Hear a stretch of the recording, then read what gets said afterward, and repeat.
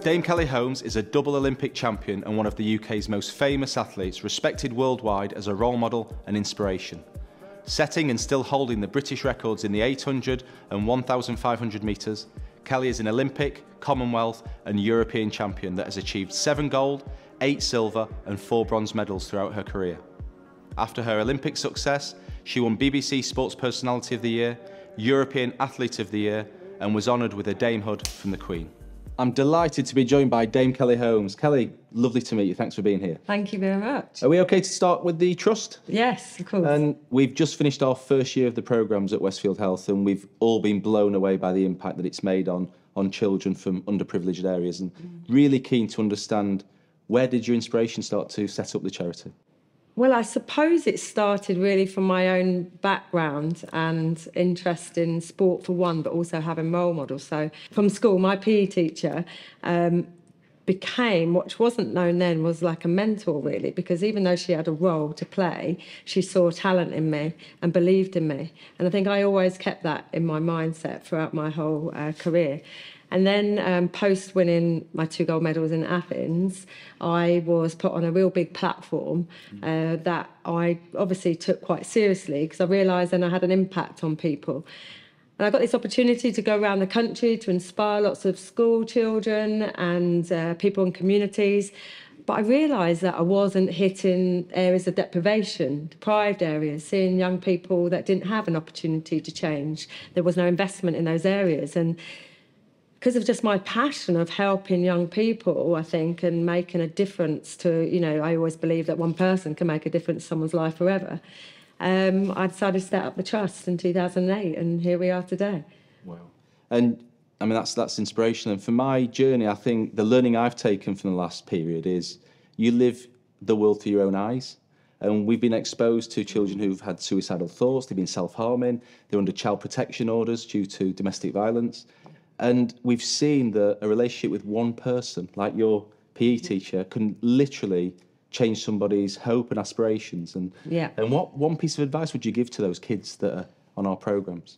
Well, I think firstly, the athlete mentors that we have are brilliant. They're so credible in terms of they are role models. They're people that have gone through journeys in their own right and are imparting that knowledge onto the young people to kind of say that it's okay to struggle in life, but actually with support and opportunity, you can make the most of it and become that best version of yourself.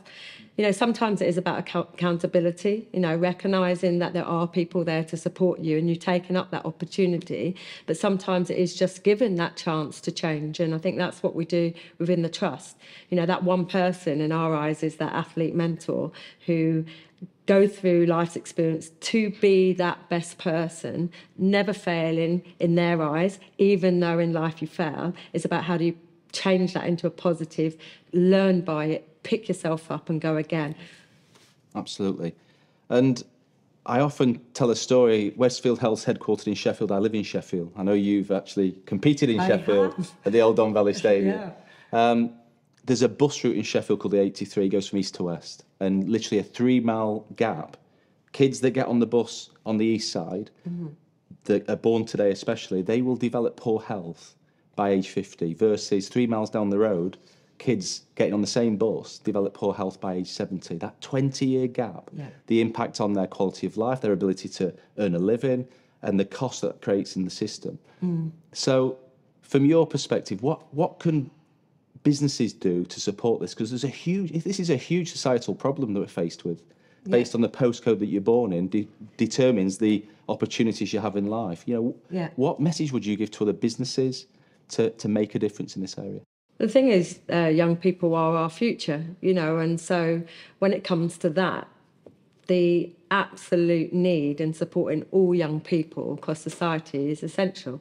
Young businesses may well have people in their workplace who have young people that are within these categories, but you might not know it, because most people in society just want to do their best and they jump into something, but you won't really understand where they're from, what they've gone through, the struggles that they have. And if that's then kind of put into the younger people that have even more barriers to this day, it's going to be quite dramatically getting worse as we go on through life. So I'd firstly say, like, the businesses, is just think about it as your own children who, you know, if they were turned down every day of work, now forget even their social, economic background, but if your young child was forever turned down to get a job or a place in a college or something, you know, the demoralising effect that has on the young person leads to them having lack of confidence, lack of self-esteem, and possibly going in the wrong direction because they think they've got no hope.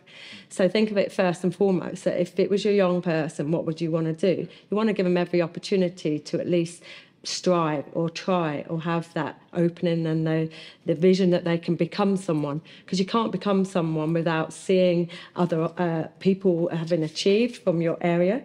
You know, when you talk about deprived areas, what you're looking at is socially, it's second, third year generation that maybe have not had these opportunities. So your closest role models may be people that haven't been able to strive because of problems. So if you can bring role models into the picture, so firstly through our programs, you know, bringing athletes, but then businesses who believe in the programs, want to give the chances, then you'll have definitely an uptake in those people thinking, this is the best thing that can ever happen to me in my life and I have to do it.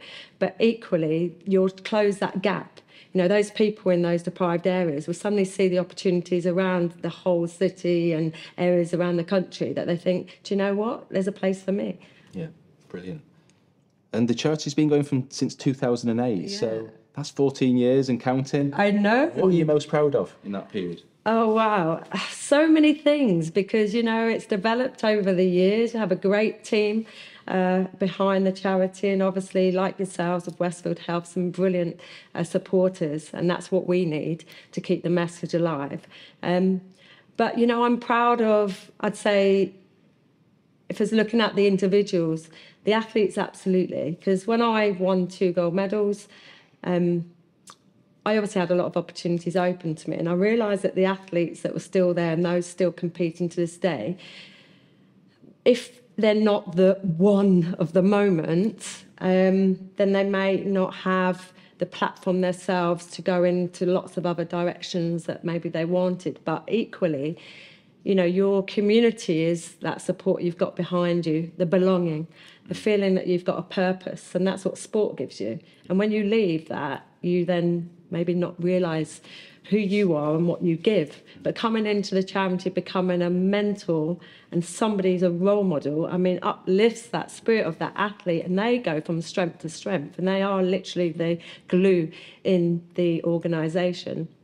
And then, of course, young people. I mean, over the years, I have come in touch with so many young people who, like, blow me away. Because the thing is, you know, we underestimate how talented young people are from the areas of deprivation, because you can put a blanket, well, you know, not going to try, they're not very educated, they're not whatever. I wasn't educated at school. I just had an opportunity to thrive because my PE teacher told me I could be good. I found my passion, which was sport, and this is me today. But those young people, like, I've met, you know, I remember the first ever programme we did, which was obviously back in 2008, and it was a young person from an area where it was about third generation unemployment. And these young people felt they had no chance in life at all.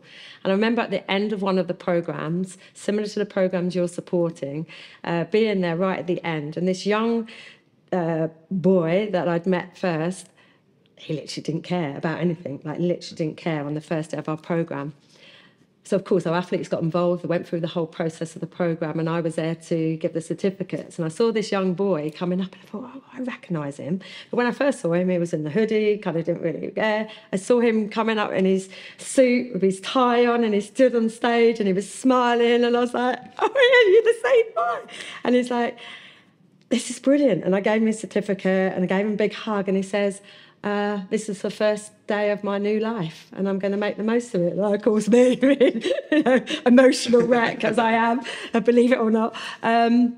And I was crying, thinking, oh my God, this is brilliant. And that was just one out of thousands and thousands of trusts affected. So I really hope we can do exactly the same in all the areas that we work in, because you never know the impact and the life-changing experience we're giving people. And what you've just said, Kelly, there, we've seen that. I've personally seen that numerous times in the last year.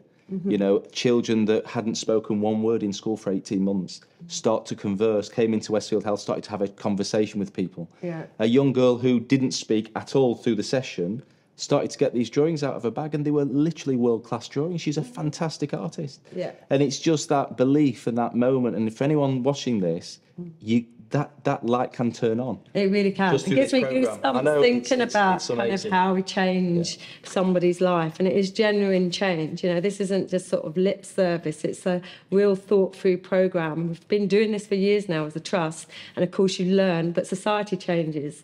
And you have to move forward with that. But the thing is, I think it's tough for so many people these days, but still, young people are our future, and we have to make a change and difference to them.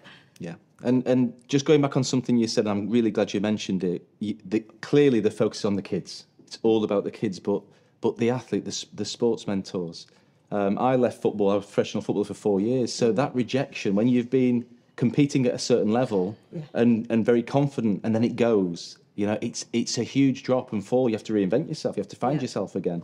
And that's been a hidden gem from this programme for me, that the sport mentors, they've, like you said, they've got a story. Yeah. They've gone through adversity and they're coming out and making a difference. So I think that's a really important point to make as well. Yeah. So fantastic. Okay, so that's fantastic, Kelly. So what next then? What about the next 14 years for the Trust?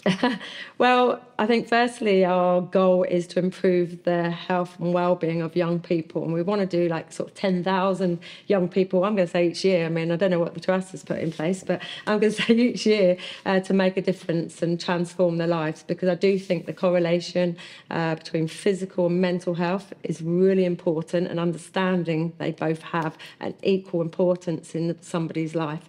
And then obviously with our athletes is really making a sustainable change for that young person to thrive in the rest of their life. But I'm going to ask you the question now. What do you think? You know, you're with Westfield Health, you've seen the impact of young people, but you also know from a corporate perspective. What do you think? Well, I think from our experience so far, we hear the word levelling up a lot. And being involved with the programme for the last period, it's very clear this is a fantastic vehicle to provide opportunities to help level up this unacceptable level of inequality that exists. So my vision would be for Westfield Health to support the Trust to actually demonstrate the value, demonstrate that, so it becomes systematic in every city. Every child in every city that needs help should have access to this. That should be the vision. And we should, every day when that doesn't happen, we should ask why. Why is that not happening? Because it's so unfair. And I think if we never achieve it, we've got to try. Yeah. And I think that for me is how can we work together in partnership? And that's why I hope as we launch the next year's programme, we get more businesses involved. This isn't about Westfield Health. This is about getting as many people as possible to support the movement. Yeah. And that's what it's about. Well, thank you. From me, I suppose I'm president now of the Dame Kelly Holmes Trust, but thank you for the support you're giving the Trust to grow and hopefully achieve those aims, because I think, you know, you can only do things in partnership, and we have some great sort of teammates for the young people, of the athletes, but we need teammates for the Trust, so thank you. Brilliant. Thank you too.